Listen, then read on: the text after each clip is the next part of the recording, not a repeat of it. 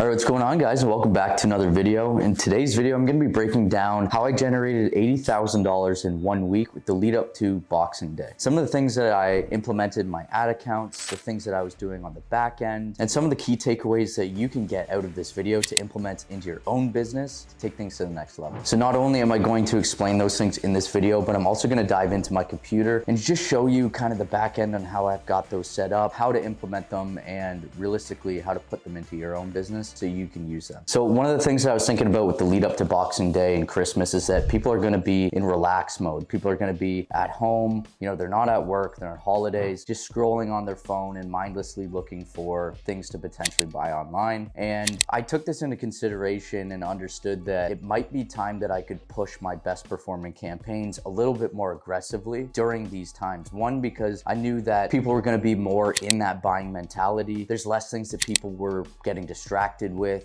whether it's something to do with work or something to do with pay, because a lot of times people either got their Christmas bonuses or are already in the mentality to buy things. So that being said, I actually focused down on what my best performing campaigns were and scaled them with horizontal and vertical scaling. So if you guys don't know the difference between those, simply horizontal is just duplication, so doing it on a horizontal playing field in your Facebook ads, and then vertical is direct budget scaling or budget manipulation, right? So if you've ever heard the term surf scaling or increasing budgets, that's all vertical scaling is. And this is what I did over those days with the lead up to Boxing Day, with just being a little bit more aggressive with my spend and also judging my performance day to day instead of a 3-day window. The next thing that I did was actually set up retargeting campaigns to kind of create some urgency around the holiday.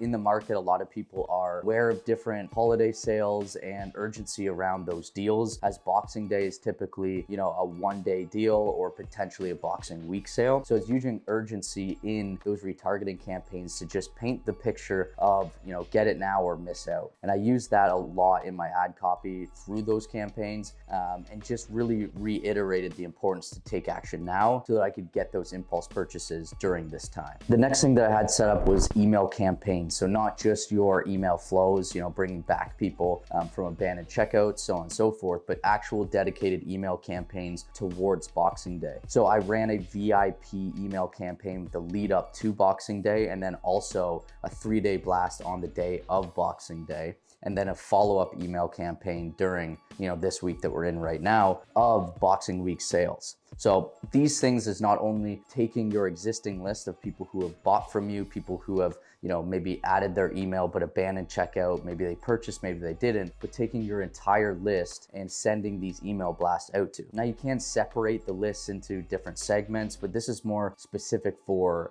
brands that have a massive dedicated loyal following through their email list. But for dropshipping stores, typically you want to blast out those emails to anybody and everybody within your main email list segment. And then the last thing that I focused on was 2 things: keeping things simple and doing more of what's working. And those are the 2 mottos that you should be using in your business. And whenever you're thinking about how do I go to the next level, or if you're in doubt about something, come back to those 2 principles. Do more of what's working and keep things simple. So what I mean by keeping things simple, this can be within your advertising account, this can be within those campaigns that you're setting out, this can be within your product selection and overall thought process on how to take somebody from intrigued to actually checking out and putting that money into your pocket. Is keeping things as simple as you possibly can and get right to the point on the main things that drive the sale, right? I see in this industry a lot of people, overcomplicate things. They add in extra fluff that's really not needed, end up just hurting their conversion rate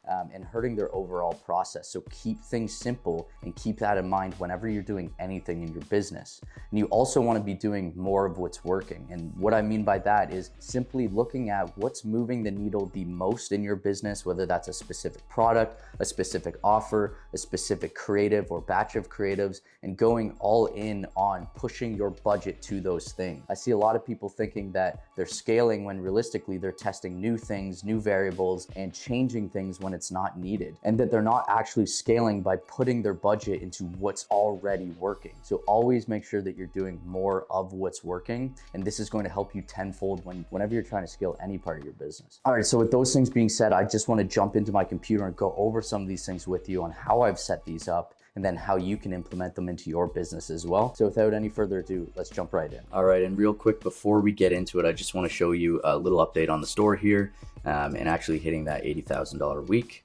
So you can see yesterday we generated just over 15,000 in sales, and in the last 7 days, let's refresh that here, generated $87,291 in sales in the past 7 days. So in this video, we're going to break down exactly what I've been running to do it, the structures, the systems, and the lead up to making this happen. So let's get into it. All right, so let's go over some of the things that I'm just talking about there that you guys can be implementing into your business and basically just taking where you're at to the next level if you're trying to, scale a bit. So I'm going to break down first the scaling Facebook ads campaign structure. So realistically, all I'm doing is keeping things simple, right? So the campaign structure is a simple CBO. We're just running one ad set per CBO. So just one ad set inside that. And this is going to be your best interest with open demographic. So either your interest or if you're scaling with broad, like no interest targeting, both work really well. So just use either your best interest or open broad targeting, or if you're running lookalikes, you can put those in there too, but I don't run a lot of lookalikes these days. And then you're going to put your top performing 1 to 3 ads. Now, if you don't have 3 proven ad creatives that, are going to hold up to scaling budgets higher, you can just use your top performer. But ideally, anywhere between 1 to 3 is kind of the sweet spot, and gives Facebook a bit more option if you have some proven creatives that you can pop in there to go along your best performer. The next thing is that you want to be using post IDs. So this is really, really important because when you're using post IDs, is you are keeping the engagement on all of these new ads, and all new collected engagement is going to be spread across all your campaigns as well, as long as you're using the same post IDs for each of these ads. So you'd have post ID for this ad, post ID for this ad, post ID for this ad, if they're different ads, right? And what this is going to do is help you collect continued engagement on those ads, which is going to help you rank higher, not only for quality ranking and engagement ranking, but hopefully conversion ranking as well, if those ads are converting.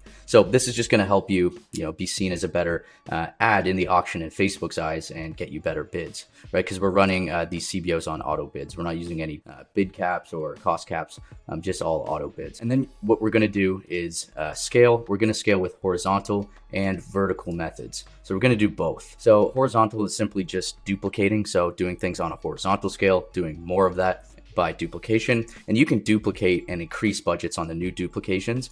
It's just basically putting your eggs in more baskets and scaling with multiple campaigns, because some campaigns perform better than others and campaigns die off eventually. If you are running multiple campaigns, it's going to help diversify your spend and just spread out your performance across multiple campaigns. So you can scale with horizontal as well as vertical, and vertical is just increasing the direct budget on that CBO or that campaign. So there's different rules that you want to follow when vertically scaling and horizontally scaling, but you want to be looking at your data and making decisions for the past 2 to 3 days, including the current day when you're scaling horizontal. So you want to be looking at those duplications on a 2 to 3 day window and making decisions on if I'm going to continue, horizontally duping and scaling that way based on that data window. And then if you're scaling more aggressively with vertical scaling, you want to do this on a day-to-day basis. And this is what's been working really well for my accounts, is basically looking at the day and seeing, how well the traffic is in quality, and basing my vertical scaling budget decisions on how well it is performing in the day, right? So if I'm having a slower day, or the morning's off to a slow start, I might not scale my budgets as aggressively if, things start to pick up in the afternoon, around noon hour, and moving into the afternoon, and basing my decisions based on the day. So, vertical scaling obviously is a little bit more aggressive, a little bit more risk because you're directly changing the budget on the campaign. So this is why I like to look at it day to day for vertical scaling. At most, maybe yesterday and today, but typically I'm looking day to day when I'm scaling, or what some people call surf scaling vertically. Next, we're going to go into the email campaign. So I talked about how I was running email campaigns for specific holiday drops or holiday sales, right? So with Boxing Day, the lead up to Boxing Day, the first set of email campaigns I ran was the VIP pre-sale. So basically I send out an email blast to my entire email list 3 days prior saying, you've been selected for our VIP sale. And then I will let them know each day up to that day, how many days are left until it goes live and it's open to the public. It just gives people a source of, feeling special and giving them some urgency to go and make those purchases before the rest of the public gets access to that sale, whatever it is that you're running. And again, people they like being first, right? They like the early bird specials. They like feeling like they're getting access to that before everybody else. So this can be a really good way to kind of warm up that audience and just kind of get it in their mind that Boxing Day is right around the corner. Then obviously on the sale day, I'm blasting out 3 different emails, one in the morning, one in the afternoon, one in the evening, with urgency involved with those. If you guys want access, we are building out the email campaign blueprint that we're dropping in the VIP section of our Discord group. So if you're not already inside the VIP's membership, go ahead and get signed up with that. We're always dropping new things. We're going live every single week with live coaching calls in there, helping people out and really just sharing the information that's working best for us, so that you guys can leverage that too. But let's talk about the retargeting Facebook setup. So again, just a really simple retargeting setup. Retargeting is not quite as powerful as it used to be in the past. Ever since like iOS updates and data restrictions, remarketing hasn't been quite the same, but it is something that you want to have in place once you're up and generating thousands in sales. So the campaign structure is a really simple structure. Again, we're using a CBO structure on auto bids, and we're splitting it up into remarketing and re-engagement. I'm going to break down what the differences are, but just real simple is remarketing is targeting people who have shown some sort of buying intent and an intent to leave Facebook to go and check out what you're offering to them, the product, the offer, and everything that you have on your product page, and then everything else down the sales funnel. So if they've added to cart, initiated checkout, but just haven't purchased. And re-engagement is people who haven't quite done that, and you're just re-engaging them, targeting everybody on your Facebook page engagement, your Instagram page engagement, and bringing them back to hopefully show intent and lead to buying. But real simple is we're just running 2 ABOs inside the CBO, and then we're letting Facebook optimize for whichever set of those audiences is going to be performing best for you. And then we're running 3, so not 1 to 3, but 3 in both of those ad sets, 3 creatives. So in ad number 1 is we're going to be using like time urgency, so letting them know that if it's a specific sale, that it's only available for a certain amount of days for the lead up to the sale, or whatever that you want to use for that time urgency. The next ones that we're going to be using stock urgency, talking about running low on stock, or how there's a limited amount of stock for this specific sale price. And then, another one with a last chance discount. So giving them an extra little discount or little incentive to go back and place their order when they place it today. So make sure that you're, making that very urgent, that they have to use that right now if they want to get access to that. And just gives them a little extra incentive to push them over the edge of making that purchase. And you're going to use those exact same 3 creatives inside the other ad set. So these 3 are the exact same as these 3, right? So the only difference is just the audiences that we're targeting in each of these ad sets. And I'm going to kind of show you how I have that broken down over here. So inside the remarketing ad set, the custom audiences that we're using are all people who added to cart in the past 100 days, people who initiated checkout in the past 100 days, and people who viewed the page in the past 30. Just because this is a little bit closer to that top of funnel, it's not so much buying intent, kind of want to narrow that window to the past 30 days just to keep that audience a little bit warmer. And then we're always excluding purchasers in the past 180 days.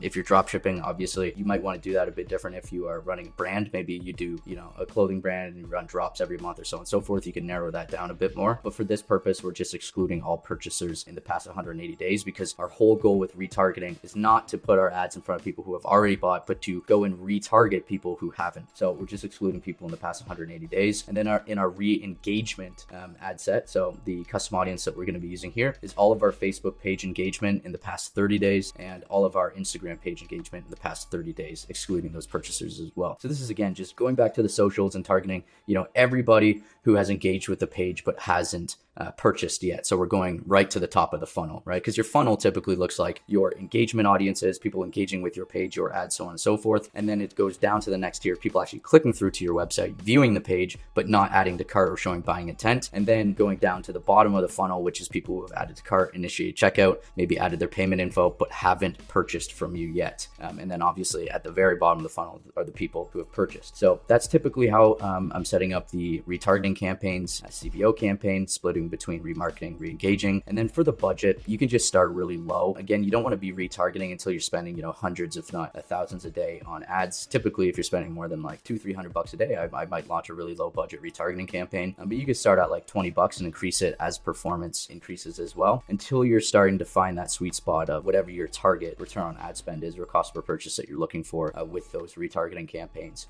Let the CBO optimize before making decisions. Again, if you're spending low budgets, typically you want to let that thing testing run for like 3 to 5 days before kind of seeing how it's performing, if it's stabilized, if it's optimized, and where things are at with that campaign, because CBOs can take a little bit of time to optimize. And then again, like if it doesn't work, you want to relaunch it with new creatives, right? So if the creatives aren't kind of correlating, or you're not, using enough urgency or driving people back to go and place that order, you might want to switch up those 3 creatives that you're using in each of those ad sets and relaunch it until it starts to work. Again, sometimes you need to wait until you're spending a little bit more on your cold campaigns, so your scaling campaigns, before you can launch your retargeting, because your data pools of your audience size aren't quite big enough to really maximize the spend that you're spending with retargeting. And then again, a lot of it has to do with the creatives as well. So just make sure that you're continuously testing those retargeting creatives until you can get a set that's starting to optimize and that's bringing back a return. So that's a simplified setup. Hopefully you guys got some value from that. Make sure to go and implement these things into your business and see how they go for you. All right, there you have it, guys. A few tips and tricks that led up to the 80K week as I moved towards Boxing Day, and some of the things that you can implement into your own business to really take things to the next level. And again, I'm on here providing as much value as I can, dropping value bombs like this to you guys. So again, if you learned anything or got any value from this video at all, I just want to ask that you like this video down below, as it realistically helps keep me motivated to make these videos. It just helps me more than